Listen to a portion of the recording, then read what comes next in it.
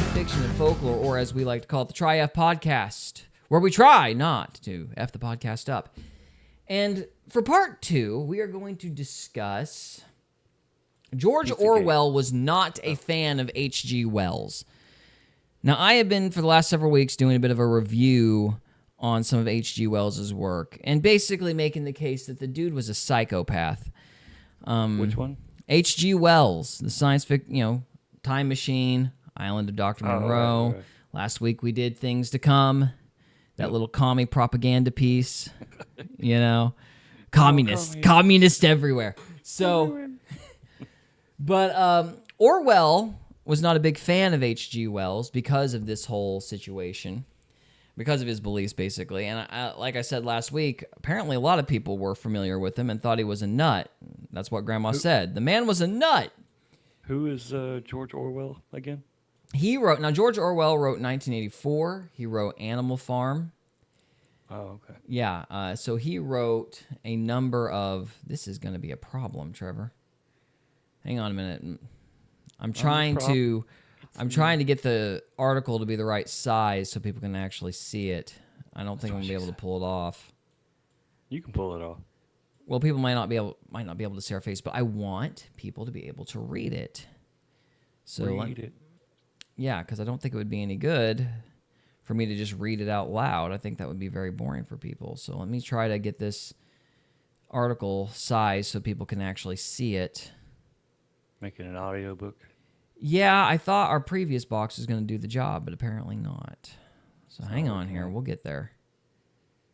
There we go. So you might not be able to see our ugly mugs for a few minutes. I doubt that's going to bother most of you. But it'll bother me. Bother you? Well, it's because you're vain. So anyway, but yes, I guess I do need to have a little bit more of a lead up. So for those who don't know, H.G. Wells wrote 1984. He wrote Animal Farm. He participated in the Spanish War. Basically, they wanted to, he hated communists, basically, and he was warning against this kind of these authoritarian kinds of government. And that's what Orwell is known for. And if you've went to school, you've probably read 1984 or Animal Farm at one point in time. Very famous works. But interestingly, H.G. Wells was not a communist, and he didn't like communists. I joke and say he was a communist because in my mind, anybody who goes, hey, that's my stuff, is a communist. But technically, Wells would have been a socialist or a Fabian socialist. These terms are kind of hard to pin down because they kept changing them because everybody realized they were awful, so they constantly had to rebrand. Yeah. So he was, to simply describe what H.G. Wells believed, H.G. Wells felt that rather than letting the capitalists run everything or letting the vile, dirty, unwashed masses run everything, we needed a technocratic elite, a system of oligarchs, of experts. We needed a group of experts to rule the world. In fact, he was one of the one-world government types. Oh, fun. And he really pushed all that. So when the George Bush Sr. was talking about the New World Order, he's really referring to H.G. Wells and his group and what they were pushing.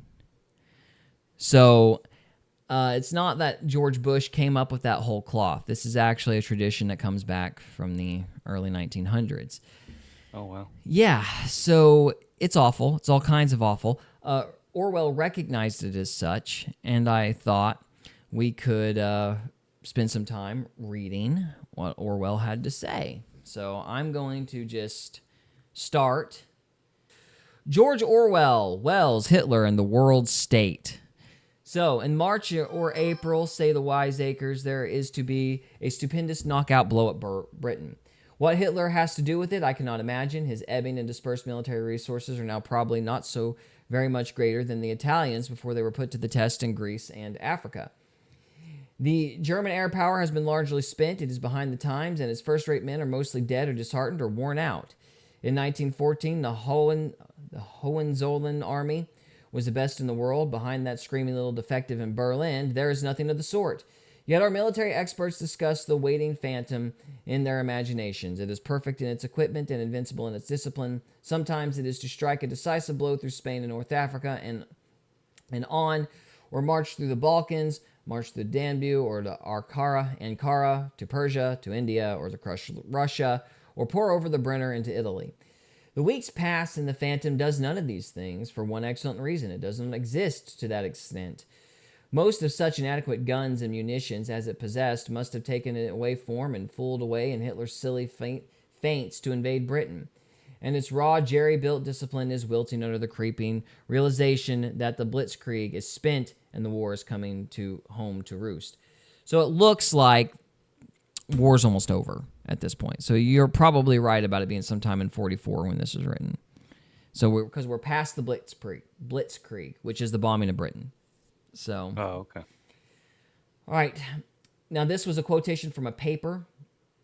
These quotations are not taken from the Cavalry Quarterly, but from a series of newspaper articles by Mr. H.G. Wells, written at the beginning of this year, and now reprinted in a book entitled Guide to the New World, since they were written in the German army has overrun the Balkans and reconquered Cyrenaica. I butchered that. I apologize. It can march through Turkey or Spain at such a time as may suit it, and it has undertaken the invasion of Russia.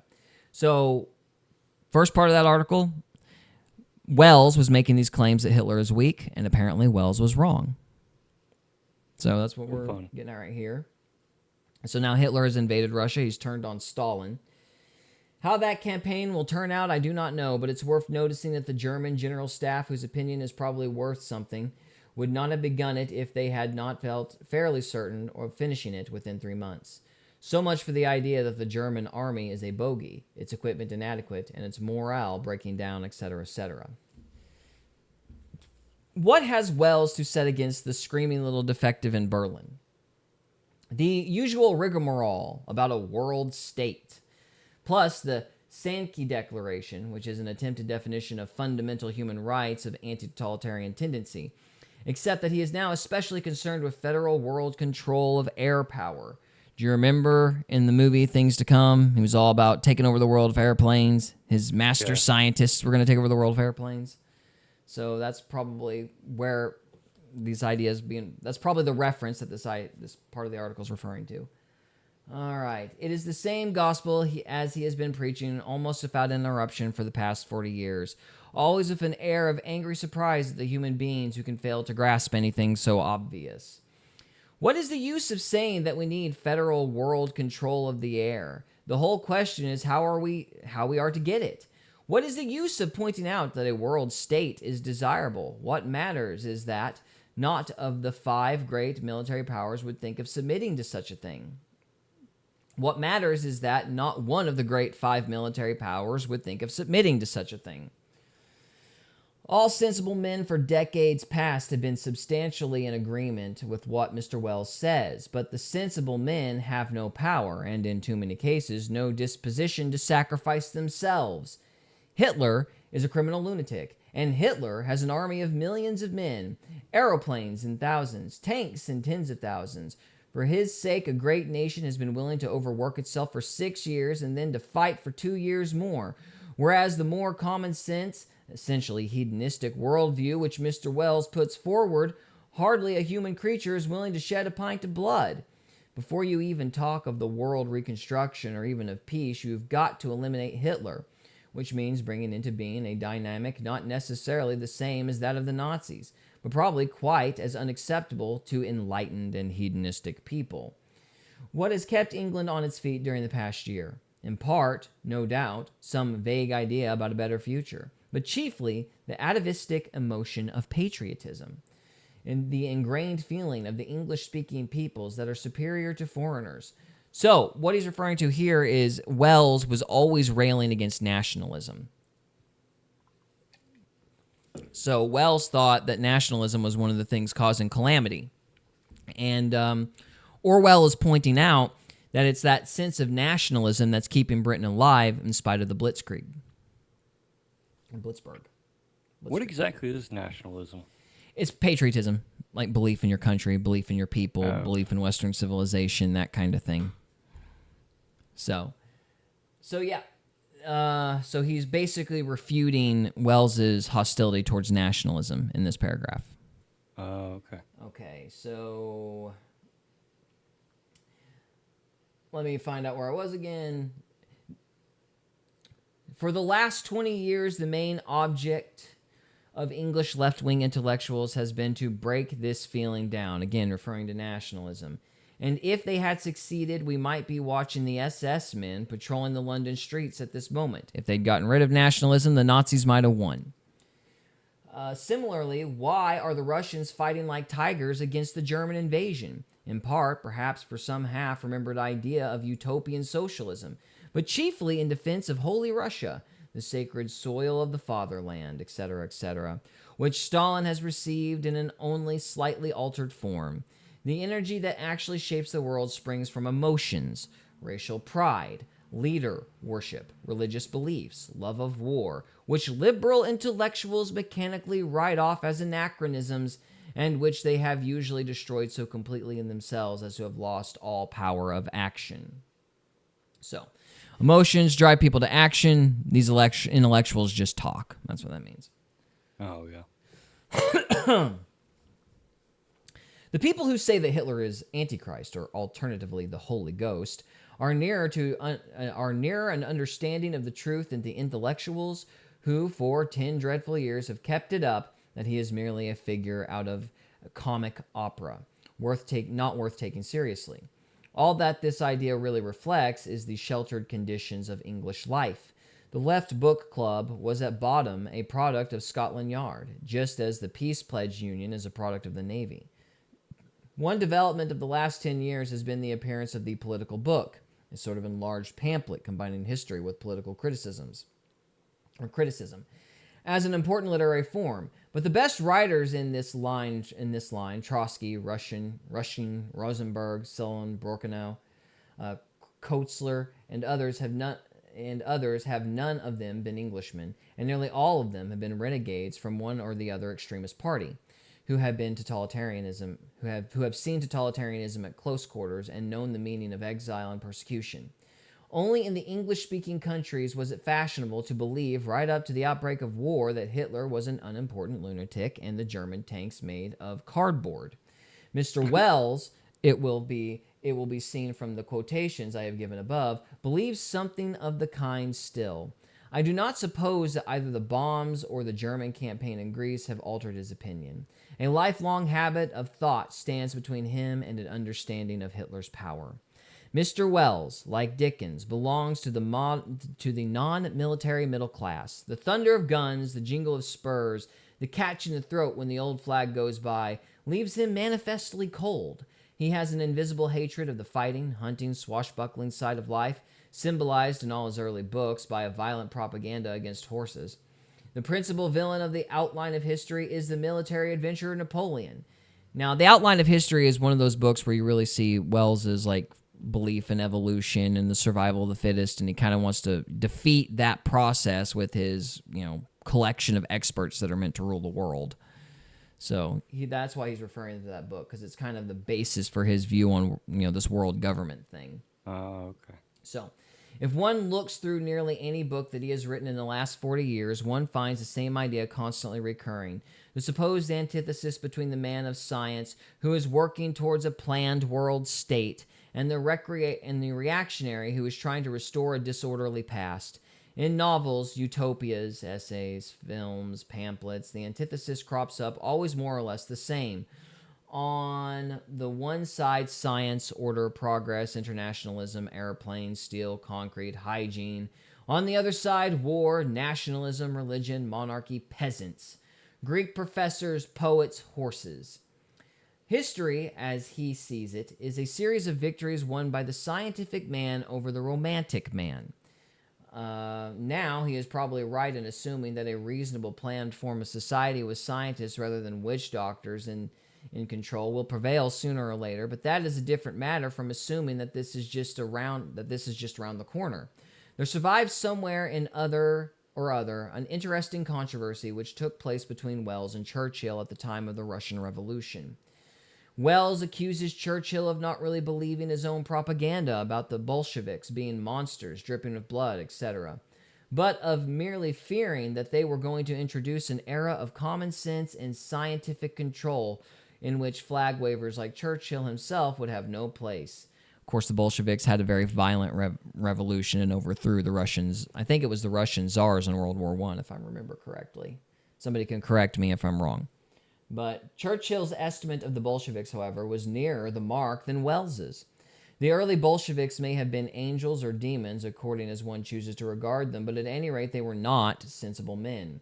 They were not introducing a Wellesian utopia, but a rule of the saints, which, like the English rule of the saints, was a military despotism enlivened by witchcraft trials. The same misconception reappears in an inverted form in Wells's attitude towards the Nazis. Hitler is all the warlords and witch doctors in history rolled into one. Therefore, argues Wells, he is an absurdity, a ghost from the past, a creature doomed to disappear almost immediately. But unfortunately, the equation of science with common sense does not really hold good. The airplane, which was looked forward to as a civilizing influence, but in practice has hardly been used except for dropping bombs, is the symbol of the fact. Modern Germany is far more scientific than England, and far more barbarous. Much of what Wells has imagined and worked for is physically there in Nazi Germany. The order, the planning, the state encouragement of science, the steel, the concrete, the airplanes are all there, but all in the service of ideas appropriate to the Stone Age. Science is fighting on the side of superstition, but obviously it is impossible for Wells to accept this. It would contradict the worldview on which his own works are based. The warlords and the witch doctors must fail. The common sense world state, as seen by a 19th century liberal whose heart does not leap at the sound of bugles, must triumph. Treachery and defeatism apart, Hitler cannot be a danger. That he should finally win and be an impossible reversal of history, like a Jacobite Restorian. So what he's essentially saying is that the scientists were supposed to be a peaceable lot, but as technology has advanced, those primitive ideas about war have remained the same. Wow. So he's You can really tell he doesn't like him. Yeah, that's right. He doesn't like them. So, but for our purposes, this idea of trusting the science, trusting the institutions, that's going to lead us to some kind of civilized age. Well, that clearly doesn't work. And that's Wells's point. Because if you don't have morality, if you don't have those emotional sentiments, you don't have nationalism, patriotism, and everything else, you don't have any reason to be good. So you just get this cold technology that shares the values of the Stone Age. Right. So, quite interesting, I would say. Yeah, it is. Shall we go on? Continue. All righty then. Hang on here. Let me switch this back. So, but it is not a sort of parricide for a person of my age, 38, to find fault with H.G. Wells, but it's sort of parricide. My mistake, guys. I can't read. But it is not. But is it not a sort of parricide for a person of my age, 38, to find fault with H.G. Wells? Thinking people who were born about the beginning of the century are in some sense Wells's own creation. So he's basically saying, am I not attacking my elders?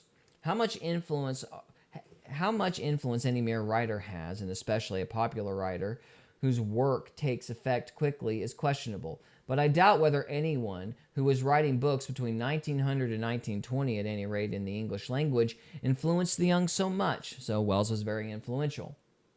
The minds of all of us, and therefore the physical world, would be perceptibly different if Wells had never existed. Only just the singleness of mind, the one-sided imagination that made him seem like an inspired prophet in the Edwardian age, make him a shallow, inadequate thinker now. When Wells was young, the antithesis between science and reaction was not false. Society was ruled by narrow-minded, profoundly incurious people, predatory businessmen, dull squires, bishops, politicians who could quote Horace but had never heard of algebra. Science was faintly disreputable and the religious beliefs obligatory. Traditionalism, stupidity, snobbishness, patriotism, superstition, and love of war seemed to be all on the same side. There was need of someone who could state the opposite point of view. Back in the 1900s, it was a wonderful experience for a boy to discover H.G. Wells. There you were in a world of pedants, clergymen, and golfers, with your future employers exhorting you to get on or get out, your parents systematically warping your sexual life, and your dull-witted schoolmasters sniggering over their Latin tags. And here was this wonderful man who could tell you about the inhabitants of the planets and the bottom of the sea, and who knew that the future was not going to be what respectable people imagined. A decade or so before airplanes were technically feasible, Wells knew that within a little while men would be able to fly. He knew that because he himself wanted to be able to fly. He knew that because he himself wanted to be able to fly, and therefore felt sure that research in that direction would continue. On the other hand, even when I was a little boy, at a time when the Wright brothers had actually lifted their machine off the ground for 59 seconds, the generally accepted opinion was that if God had meant us to fly, he would have given us wings. Up to 1914, Wells was in the main a true prophet. In the physical details, his vision of the new world has been fulfilled to a surprising extent. But because he belonged to the 19th century, and to a non-military nation and class, he could not grasp the tremendous strength of the old world, which was symbolized in his mind by fox-hunting Tories. He was and still is quite incapable of understanding that nationalism, religious bigotry, and feudal loyalty are far more powerful forces than what he himself could describe as sanity. Creatures out of the dark ages have come marching on into the present, and if they are not ghosts, they are at any rate ghosts which need a strong magic to lay them. The people who have been shown the best understanding of fascism are either those who have suffered under it or those who have a fascist streak in themselves. A crude book like The Iron Heel, written nearly 30 years ago, is a truer prophecy of the future than either Brave New World or The Shape of Things to Come. Brave New World is Aldous Huxley. Shape of Things to Come is H.G. Wells. That's the book from which Things to Come, the movie, is based. So if one had to choose among Wells' own contemporaries, a writer could stand towards him as a corrective, one might choose Kipling, who was not deaf to the evil voices of power and military glory. Kipling would have understood the appeal of Hitler, or for that matter, of Stalin. Whatever his attitude towards them might be, Wells is too sane to understand the modern world. That's the famous quote that everybody uses from this essay. Wells was too sane to understand the modern world. Too sane? Too sane. The succession of lower middle class novels, which are his greatest achievement, stopped short of the At the Other War and never really began again. And since 1920, he has squandered his talents in slaying paper dragons. But how much it is, after all, to have any talents to squander. And that's the essay. What does he mean by too sane? Like he's too intelligent? When it says he's too sane? He's not cynical enough. He doesn't understand human evil, and he doesn't believe in the doctrine of human evil. Okay. So because he doesn't believe in actual evil, he doesn't understand that this technocratic world that he has envisioned, it can never be, because technology can be used for evil just as easily as it can be used for good. But that was a sentiment that a lot of people back then had. They felt that because mankind was evolving, the more we learned, the more technology we had, the more like evil would diminish. But that just wasn't true. Technology got used for evil because technology is an amoral tool. It's still used for evil. Yeah. But they didn't think that. They thought mankind was evolving. There was like this evolutionary paradigm. You know, they thought men were just getting bigger and better and faster and stronger. They weren't just finding new and inventive ways to kill each other. Huh. So, well, what do you think, supposed to Mr. be Trevor? true. Was that interesting, or was I just boring the crap out of everybody by reading an essay from like It was 90 years interesting. ago or 80 I years mean, ago? I learned a little bit of history there, so. Yeah.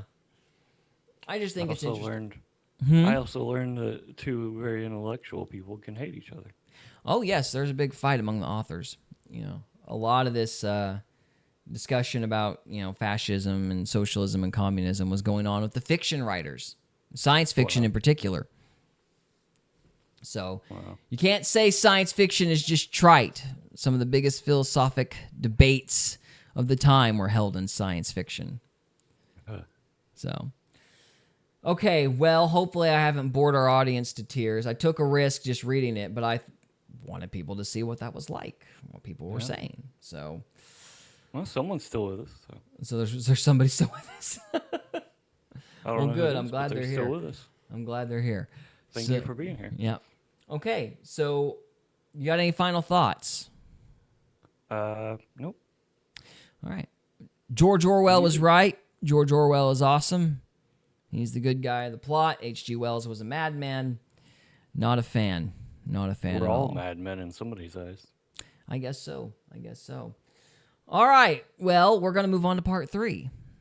So, guys, if you are still with us, don't go anywhere. We got another part to go. If you're watching this after the fact, thank you so much for watching, and we'll see you next time. Thank you.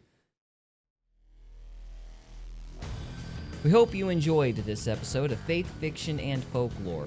If you did, we would love it if you would subscribe to us on YouTube or follow us on Rumble. We can also be found on X, Instagram, and Facebook. And we are available on Spotify, Apple Podcasts, Amazon Music, and iHeartRadio. Thank you again very much for listening, and we'll see you next time.